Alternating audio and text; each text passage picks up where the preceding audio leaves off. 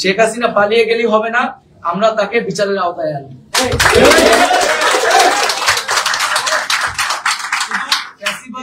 যারা ফ্যাসিজমে সরাসরি সহায়তা করেছে এবং তাদের সমর্থক, তাদেরকে বিচারের আওতায় আনা হবে।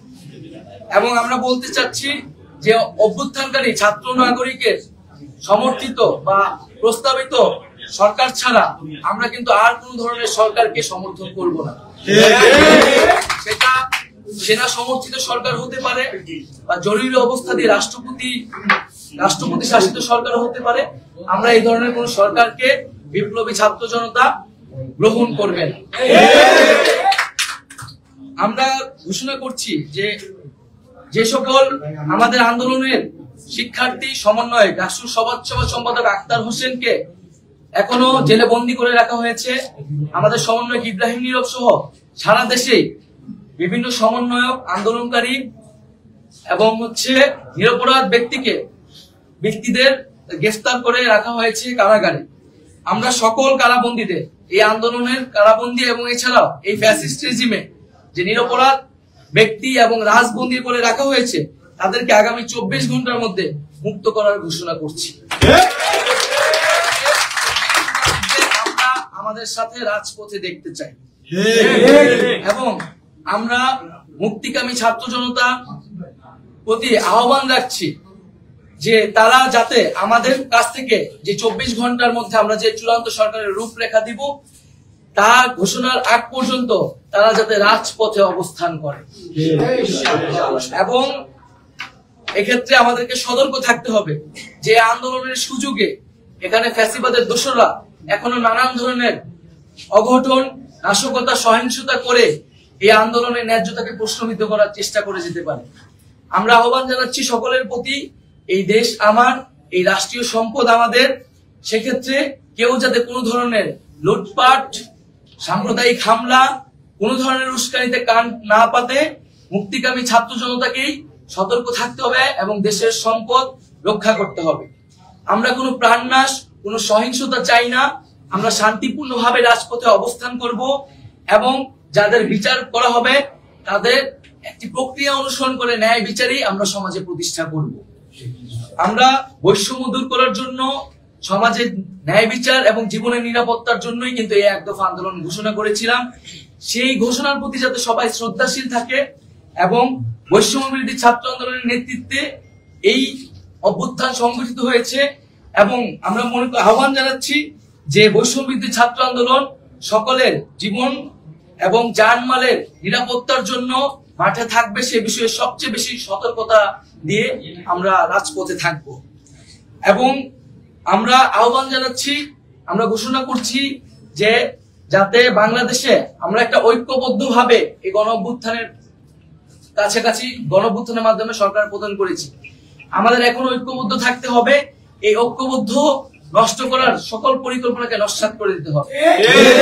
সেজন্য আমরা বারবার বলেছি যে আমরা এই হাসিনা রেজিম, এই ফ্যাসিবাদী ব্যবস্থার বিপরীতে, খনি সরকারের বিপরীতে প্রতিবাদী জনতা। এখানে কোন দল, মত, ধর্ম নির্বিশেষে আমরা সবাই ঐক্যবদ্ধ হয়েছি। এখানে কোন ধরনের সাম্প্রদায়িক উস্কানি, কোন ধরনের নাশকতা বা বিভাজনের চেষ্টা করা হলে মুক্তিকামী ছাত্র জনতাকে তা রুখে দিতে হবে। আমি আবারও এই গণ অভ্যুত্থানের জন্য সকলকে ধন্যবাদ জানাচ্ছি, সকলকে অভিনন্দন, দেশবাসীকে অভিনন্দন জানাচ্ছি এবং আমরা আগামী 24 ঘন্টার মধ্যেই অন্তর্বর্তীকালীন জাতীয় সরকারের রূপরেখা হাজির করব। তার জন্য সকল পক্ষের সাথে আমরা আলোচনা করবো, আমাদের সকল সমন্বয়কদের সাথে আলোচনা করব এবং এই কাজটি করার জন্য আমরা একটি লিয়াজু কমিটি হয়তো রাতের মধ্যেই প্রেস রিলিজের মাধ্যমে আপনাদেরকে জানিয়ে দিব যে আমাদের পক্ষ থেকে কারা আসলে এই বিভিন্ন পক্ষের সাথে আলোচনায় বসবে। এক্ষেত্রে আপনাদের যদি আর কোনো প্রশ্ন থাকে, জিজ্ঞাসা থাকে, সেই প্রশ্নগুলো আলোকে হয়তো আমরা কথা বলতে পারি। আমরা ইতিমধ্যে দেখেছি যে আমরা বিভিন্ন রাজনৈতিক দলের প্রধানদেরকে ডেকে আর্মি চিফ তারা একটা ইন্টারিম গভর্নমেন্টের দিকে আগাচ্ছে। সেক্ষেত্রে এই বিরোধী যে রাজনৈতিক দলগুলো আছে তাদের প্রতি আপনাদের কি আহ্বান? আমাদের আহ্বান থাকবে যে বৈষম্য বিরোধী ছাত্র আন্দোলন এবং বিপ্লবী যে ছাত্র নাগরিক, তাদের নেতৃত্বেই কিন্তু এই অভ্যুত্থানটি ঘটেছে। ফলে জনগণ তাদের নেতৃত্বে মাঠে নেমে এসেছিল, তাদের নেতৃত্বে জীবন দিয়ে, তাদের আহ্বানে জীবন দিয়েছিল। তাদের সাথে তাদের যে প্রস্তাবনা, সেই প্রস্তাবনার প্রতি কিন্তু দেশের মানুষের শতভাগ আস্থা রয়েছে। বিরোধী দল সহ সকল পক্ষকে আমরা আহ্বান জানাবো যে তারাও এই যে বিপ্লবী ছাত্র নাগরিক, তাদের প্রতি যাতে সেই আস্থাটা রাখে। কারণ যদি এখানে কোনো ধরনের চক্রান্ত বা পরিকল্পনার অংশ নেয় এই ফ্যাসিস্ট রেজিম শেখ হাসিনাকে সরিয়ে তার কোনো বি টিমকে বসাতে চায়, এবং সেক্ষেত্রে যদি কোনো রাজনৈতিক দল বা পক্ষ অংশগ্রহণ করে, সেক্ষেত্রে কিন্তু বাংলাদেশের জনগণ তাকে গ্রহণ করবে না, প্রত্যাখ্যান করবে। ছিল গণমাধ্যমে প্রকাশিত হয়েছে আপনাদের 3 জন সমন্বয়ক বাকি রাজনৈতিক দলের নেতাদের সাথে 3 জন সমন্বয়ক বঙ্গভবনে প্রবেশ করেছে। আপনারা এই বিষয়টা জানেন কিনা, সেখানে তারা এই বিষয়ে কোনো কথা বলেছে কিনা? এখানে আমরা বলতে চাই, আন্দোলনের যারা মূল সমন্বয়কারী যে চেহারাগুলোকে আপনারা হয়তো চেনেন, তারা সবাই এখানে উপস্থিত আছে। আমরা কিন্তু ফ্যাসিবাদী ব্যবস্থার বিলোপ চেয়েছি। বঙ্গভবনে যে রাষ্ট্রপতি থাকেন তিনি ফ্যাসিবাদী ব্যবস্থারই একটা অংশ। আমাদের সাথে কোনো আলোচনা ব্যতি রেখে 3 সমন্বয়ক সেখানে গিয়েছেন। এ বিষয়ে আমরা তাদের সাথে কথা বলবো, এবং কথা বলে যদি কোনো উপযুক্ত উত্তর তারা না দিতে পারেন সে বিষয়ে আমরা ব্যবস্থা নিব। বৈষম্যবিরোধী ছাত্র আন্দোলন ব্যবস্থা নিব। আচ্ছা, সেনাপ্রধানের পক্ষ থেকে দাবি করা হয়েছে যে আপনাদের সাথে যোগাযোগ করার চেষ্টা করা হয়েছে, এখন রিস্ক করতে পারে না, এবং তারা বলছেন যে যেহেতু আসিফ নজরুল স্যারকে তারা হলো সম্মান করে, তাই তার সাথে তারা কথা বলছেন। আপনাদের সাথে আসলে সেনাপ্রধানের পক্ষ থেকে বা আসিফ নজরুল স্যারের পক্ষ থেকে কোনো আলোচনার বার্তা বা প্রস্তাব আসবে না, আমরা এখন পর্যন্ত সে ধরনের কোনো আলোচনার প্রস্তাব পাইনি। আমরা বরাবরই বলেছি, আমরা রাজপথ থেকে এই আন্দোলনের শুরু হয়েছে, আমরা রাজপথে সকল ফয়সালা করব। এবং আমরা যেহেতু আমাদের, যেটা আমি বললাম যে আমাদের নিরাপত্তার বিষয়টি এখনো পর্যন্ত নিশ্চিত আমরা করতে পারি না। আমরা মোবাইল ছাড়া আমাদের সমন্বয়কদের সাথে আমাদের যোগাযোগ ঠিক মতো হয়নি। তো এই নিরাপত্তার জায়গাগুলো আমরা সমন্বয়কদের সাথে আগে প্রথমে যোগাযোগ করে, সারা দেশের সকল সমন্বয়ক আন্দোলনকারী প্রতিনিধিদের সাথে যোগাযোগ করে তাদের সিদ্ধান্ত নিয়েই আসলে আমরা পরবর্তী স্টেপগুলো নিব। সেক্ষেত্রে প্রস্তাবনা আসলে আমরা সকলে আলোচনা করে সেই বিষয়টি জানাবো। তবে আমাদের জায়গা থেকে আমরা রাষ্ট্রের সকল স্টেক হোল্ডারদের সাথে বসতে চাই, আমাদের জায়গা থেকেও সে আহ্বানটি থাকবে। না, আমাদের কাছে কর্মীদের উপর গত কয়েকদিন থেকে হামলা করা হচ্ছে, গাড়ি জ্বালিয়ে দেওয়া হচ্ছে, যেখানেই পাচ্ছে সেখানে কয়েকটি গণমাধ্যম কর্মীরা কোথাও হেফাজত না, সব জায়গায় তারা আজকে পর্যন্ত সব জায়গায় আঘাতের শিকার হচ্ছে।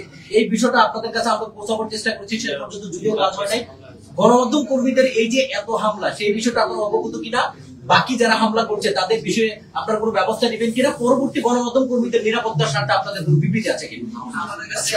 আমরা যদি আমাদের জায়গায় স্পষ্ট বলি, আমরা যখন থেকে আমাদের এই আন্দোলনটি শুরু করেছিলাম, সেদিন থেকে শুরু করে আমরা যতদিন, আমরা শাহবাগে যতদিন ছিলাম, আপনারা আপনাদের সর্বোচ্চটুকু দিয়ে আমাদেরকে সহযোগিতা করেছেন। আপনাদের মাধ্যমেই আমাদের প্রত্যেকটি দাবি শুধু বাংলাদেশে নয়, পুরো বিশ্বে ছড়িয়ে পড়েছে। সেই জায়গা থেকে আমরা আপনাদের সাথে যে সম্পর্কটি গড়ে উঠেছে সেটা সবসময় সৌহার্দ্যপূর্ণ ছিল। আমরা আমাদের জায়গা থেকে প্রত্যেক সময়টি জানিয়েছি যে আমাদের যে সাংবাদিক ভাইরা রয়েছেন, বোনেরা রয়েছেন, তাদেরকে যেন সর্বোচ্চ সহযোগিতাটুকু করা হয়। আপনারা দেখে থাকবেন আমাদের যে মূল গ্রুপ রয়েছে সেখান থেকে আমরা সবসময় পোস্ট করেছি, ইভেন ব্যক্তিগত টাইম লাইন থেকে আপনারা যদি চেক করে দেখেন, আমরা আজকে দিয়েছি, গতকালকে দিয়েছি, যখনই আপনাদের জায়গা থেকে এই অভিযোগগুলো এসেছে। আমরা বিশ্বাস করি আমরা আন্দোলন করেছি রাজপথে, কিন্তু সেটি পুরো দেশ থেকে পুরো বিশ্বে ছড়িয়ে পড়েছে আপনাদের মাধ্যমে। এবং আমরা এটি বিশ্বাস করি যে আপনারা আপনাদের জায়গা থেকে এই কথাটি ছড়িয়ে দিতে পেরেছেন বলেই আজকে বাংলাদেশে এমন একটি গণঅভ্যুত্থান সম্ভব হয়েছে। সেই জায়গা থেকে আমাদের কথা হচ্ছে যে আমরা অবশ্যই যা হয়েছে এটা কোনোদিন সমর্থন করি না, এবং এটার জন্য যেভাবে উপযুক্ত ব্যবস্থা গ্রহণ করা প্রয়োজন আমরা আমাদের জায়গা থেকে সর্বোচ্চটুকু দিয়ে সেটি করব। আমরা আমাদের জায়গা থেকে নিরাপত্তা আপনাদের নিশ্চিতের ব্যাপারে সর্বোচ্চ সচেষ্ট থাকার আহ্বান করব পুরো দেশবাসীকে। আমরা পুরো দেশবাসীকে বলতে চাই যে আমাদের এই গণমাধ্যম কর্মী যে ভাইরা রয়েছেন, বোনেরা রয়েছেন, তাদের জন্যই আজকে আমাদের সাথে কি হয়েছে এটি পুরো বিশ্বে গিয়েছে। সেই জায়গা থেকে তারা যেন তাদের সর্বোচ্চটুকু দিয়ে আপনাদেরকে সহযোগিতা করেন, এবং যারা অসৎ উদ্দেশ্যে আমাদের আন্দোলনকে প্রশ্নবিদ্ধ করার উদ্দেশ্যে আপনাদের গাড়িতে আপনাদেরকে শারীরিকভাবে বা বিভিন্নভাবে হামলা করার চেষ্টা করেছে, তাদেরকে যেন সাধারণ জনগণ প্রতিহত করে। আরেকটা প্রশ্ন, অনেকগুলো হাউস আগুন জ্বালাচ্ছে। এই হাউসগুলোর ব্যাপারে অলরেডি 3-4টা এটা একটু বলে দেন, অন্যান্য হাউসগুলো যেন আক্রান্তের তারা 3-4টা মিডিয়া অফিসে ঢুকে ভাঙচুর চালাচ্ছে। আহ্বান থাকবে ছাত্র জনতার প্রতি, দেশের সম্পদ মানুষের জীবনের নিরাপত্তা নিশ্চিত করার দায়িত্ব আমাদের। সেক্ষেত্রে আমাদের যেই সংখ্যালঘু কমিউনিটি রয়েছে